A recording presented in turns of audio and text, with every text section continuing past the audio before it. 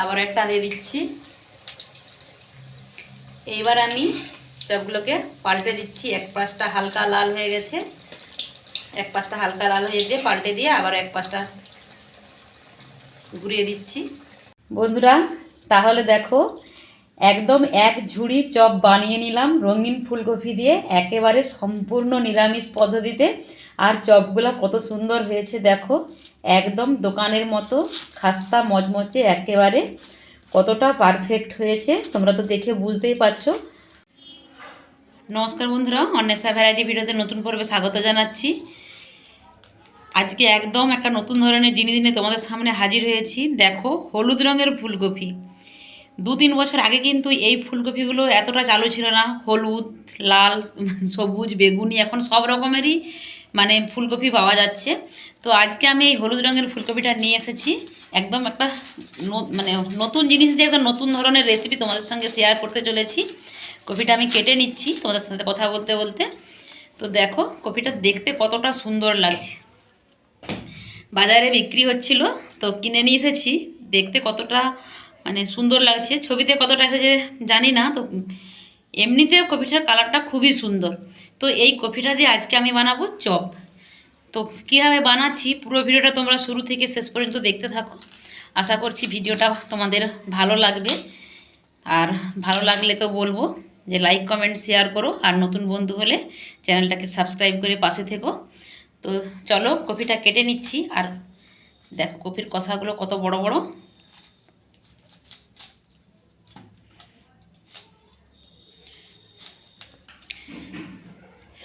বন্ধুরা শীতকালে বিভিন্ন ধরনের সবজি পাওয়া যায়, আর আমরা যখন ছোট ছিলাম এই সবজিগুলো কিন্তু কোনো দিনই দেখি না। এখন দেখছি যে এই বিভিন্ন কালারের কপি পাওয়া যাচ্ছে, বিভিন্ন কালারের বাঁধাকপি পাওয়া যাচ্ছে। আমি প্রথমে ভাবতাম যে এগুলো হয়তো কালার করা আছে, কিন্তু না, এটা অরিজিনাল কালার। তো এই কপিটা জানি না খেতে কতটা টেস্টি হবে। আমি ফার্স্ট টাইম নিয়ে এসেছি, আর ভাবছি এটা দিয়ে আজকে চপ বানিয়ে তোমাদের সঙ্গে শেয়ার করি। তো কেটে নিচ্ছি আমি কপিটা, পুরো কপিটা একই রকমভাবে ছোটো ছোটো করে কেটে নিই আগে, তারপর তোমাদের সঙ্গে বাকি রেসিপিটা শেয়ার করব। কপিগুলোকে আমি একদম এরকম ছোট ছোট সাইজের করে নিয়েছি। এবার এগুলোকে আমি ধুয়ে নেব, তাই এগুলোকে আমি তুলে নিচ্ছি। কপিটা আমার ধুয়ে ফ্রেশ করা হয়ে গেছে। এরকম ছোট ছোট সাইজের কপি তো কেটে ধুয়ে ফ্রেশ করে তোমাদেরকে দেখিয়ে দিলাম। আর এর সাথে আলু দেব, আমি আলুটাও কেটে ধুয়ে একেবারে ফ্রেশ করে নিয়েছি। দেখো একদম ছোট ছোট করে আলুটাও কেটে নিয়েছি। এবার আমি কপিগুলো দিয়ে দিলাম, যে ধুয়ে রেখেছিলাম এটাও দিয়ে দিলাম।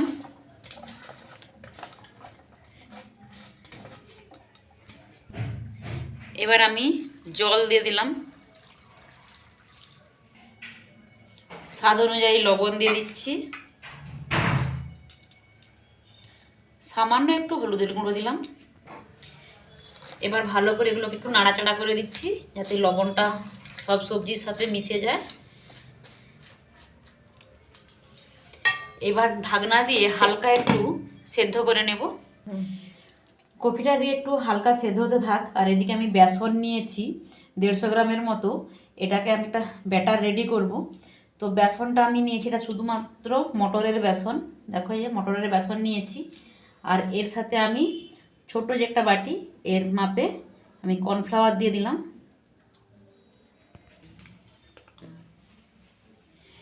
এবার আমি 2 চামচ চালের গুঁড়ো দিচ্ছি যাতে চপটা মুচমুচে হয় তার জন্য। আর 1 চিমটি মতো এই যে খাবার সোডা দিচ্ছি। দেখো একদম সামান্য পরিমাণে খাবার সোডা দিয়েছি। এবার স্বাদ অনুযায়ী লবণ দিয়ে দিলাম। আর আমি সবগুলো একসাথে মিশিয়ে নিচ্ছি। অল্প অল্প জল দিয়ে একটা সুন্দর ব্যাটার তৈরি করে নিচ্ছি। একসাথে খুব বেশি জল দেব না, অল্প অল্প করে জল দিয়ে একটা থকথকে ব্যাটার রেডি করে নেব।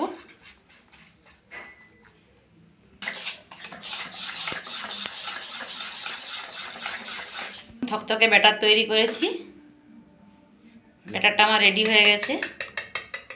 এটাকে আমি ঢাকনা দিয়ে ঢেকে রেখে দেবো। কপিটা যে বসিয়ে রেখেছিলাম সেটা আমার সেদ্ধ হয়ে গেছে হালকা। দেখো আমি গ্যাসের ফ্লেম বন্ধ করে দিয়েছি, সেদ্ধ হয়ে গেছে। এবার এটাকে আমি নামিয়ে নেব। ছাঁকনির সাহায্যে এটাকে আমি জল থেকে ছেঁকে তুলে নিচ্ছি।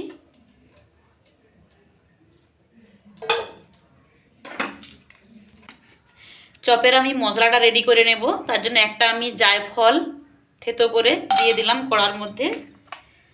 আর এখানে আমি 3টে এলাচ, 1 টুকরো দারুচিনি, লং আর অর্ধেকটা জয়িত্রী দিয়েছি। 1 চামচের মতো গোটা জিরে দিয়ে দিলাম, ধনে দিয়ে দিলাম। আর 1 চামচের মতো গোটা জিরে দিয়ে দিলাম। একটা শুকনো লঙ্কা দিয়ে দিচ্ছি, গোটা শুকনো লঙ্কা। এবার এটাকে আমি শুকনো খোলায় নাড়াচাড়া করে ভেজে নেব। মশলাটা ভেজে আমি নামিয়ে নিয়েছি। এবার চপের পুর বানাবো। তার জন্য আমি তেল দিয়ে দিলাম 2 টেবিল চামচের মতো। তেলের মধ্যে 5 ফোড়ন দিয়ে দিলাম। এই চপটা বানাবো সম্পূর্ণ নিরামিষ পদ্ধতিতে। ফোড়নটা হালকা ভাজা হয়ে যাওয়ার পর সামান্য পরিমাণে হলুদের গুঁড়ো দিলাম। 1 টেবিল চামচ আদা দিয়েছি। এবার এটাকে একটু তেলে ভেজে নেব। এবার আমি ধনে আর জিরে বাটা 1 চামচ দিয়ে দিলাম। হলুদের গুঁড়ো দিয়ে দিলাম, লঙ্কার গুঁড়ো দিয়ে দিলাম। যেহেতু আমি শুকনো মশলা 4টে লঙ্কা দিচ্ছি, তাই 1/2 চামচ লঙ্কা দিলাম। টমেটো দিয়ে দিলাম। দিয়ে সমস্ত কিছু মশলা ভালো করে কষিয়ে নেব। মশলাটা আমার কষানো হয়ে গেছে, তেল ছেড়ে গেছে। তারপর ওই সেদ্ধ করে রাখা জল ঝরানো সবজিগুলো এর মধ্যে আমি দিয়ে দিলাম। দিয়ে ভালো করে মশলার সাথে কষিয়ে নেব।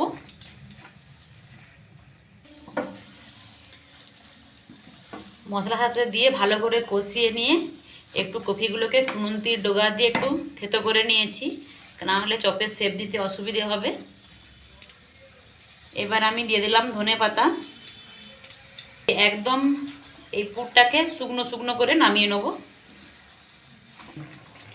পুরটা একেবারে শুকনো শুকনো হয়ে গেছে। এবার এটাকে আমি নামিয়ে নিচ্ছি।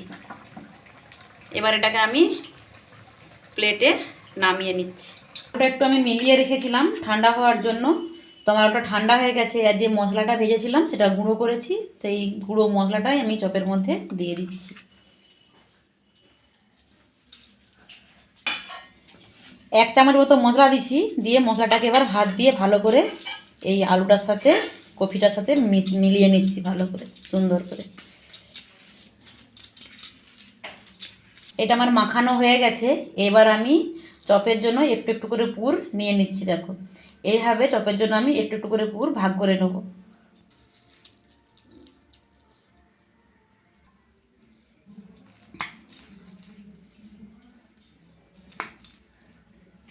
ব্যাটারটা যে বানিয়ে রেখেছি আমি, ওই ব্যাটারের মধ্যে আমি চপের জন্য যে তেল বসিয়েছি সেই গরম তেল 2 চামচ দিয়ে দিচ্ছি। ব্যাস দিয়ে দিলাম। দিয়ে ব্যাটারের সাথে তেলটা মিশিয়ে নিলাম। এই তেলটা দেওয়ার ফলে চপটা খাস্তা এবং মুচমুচে হবে।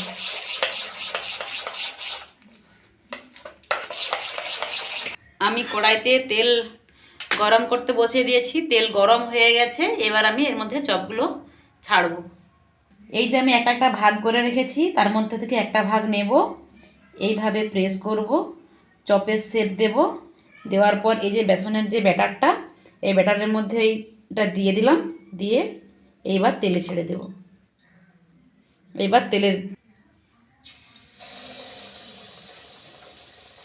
একই রকমভাবে আমি আবারও একটা দিয়ে দিলাম, আবারও একটা দিয়ে দিচ্ছি। এইবার আমি চপগুলোকে পাল্টে দিচ্ছি। এক পাশটা হালকা লাল হয়ে গেছে, এক পাশটা হালকা লাল হয়ে দিয়ে পাল্টে দিয়ে আবার এক পাশটা ঘুরিয়ে দিচ্ছি। চপটাকে উল্টে পাল্টে লাল লাল করে ভেজে নিয়েছি। কালারটা কত সুন্দর এসছে। এবার এটাকে আমি তুলে নেবো তেল থেকে। একটা ছান্তা নিয়েছি, ছান্তা দিয়ে এবার আমি এটাকে তুলে নিচ্ছি। এবার আমি একটা টিস্যু পেপার দিয়ে ঝুড়িতে রেখে দিচ্ছি। একই রকমভাবে আবারও আমি চপগুলো ছেড়ে দিচ্ছি, আর একই রকমভাবে সবগুলো ভেজেও নেব।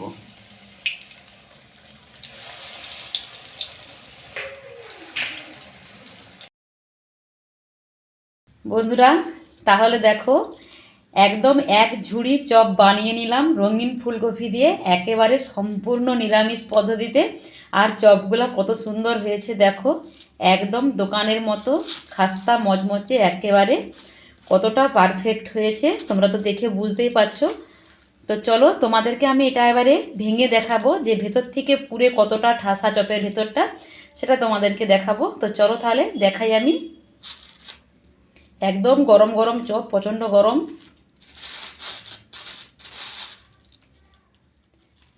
দেখো চপের ভেতরটা দেখো, এই দেখো একেবারে পুরে ঠাসা।